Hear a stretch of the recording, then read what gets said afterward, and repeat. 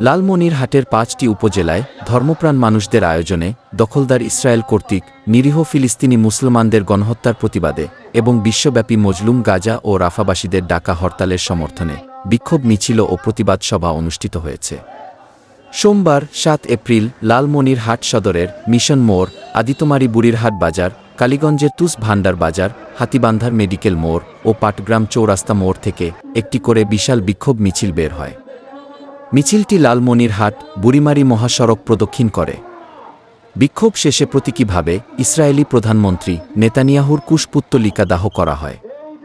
এ সময় মহাসড়কের দুপাশে শতাধিক যানবাহন আটকে পড়ে, এতে সাময়িক যানজটের সৃষ্টি হয়। পরে এক সংক্ষিপ্ত সমাবেশে বক্তব্য রাখেন জেলা উলামা পরিষদের সভাপতি মাওলানা জয়নুল আবেদিন, ইসলামী আন্দোলনের জেলা সভাপতি হাফেজ আজাহারুল ইসলাম, বাংলাদেশ মুসাফির কাফেলার সম্পাদক মোস্তাফিজুর রহমান বকশী প্রমুখ। বক্তারা তাদের বক্তব্যে অবিলম্বে ইসরায়েলের এই বর্বর গণহত্যা বন্ধের দাবি জানান। তারা বলেন, বিশ্ব মুসলিম উম্মার উচিত একত্রিত হয়ে এই হত্যাযজ্ঞের বিরুদ্ধে রুখে দাঁড়ানো, পাশাপাশি জাতিসংঘ সহ আন্তর্জাতিক সংগঠনগুলোর প্রতি কার্যকর পদক্ষেপ গ্রহণের আহ্বান জানান।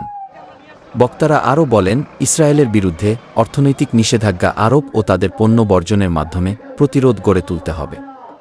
আলোচনা সভা শেষে নিহত ফিলিস্তিনি ভাই বোনদের মাগফিরাত ও শান্তি কামনা করে বিশেষ মোনাজাত করা হয়।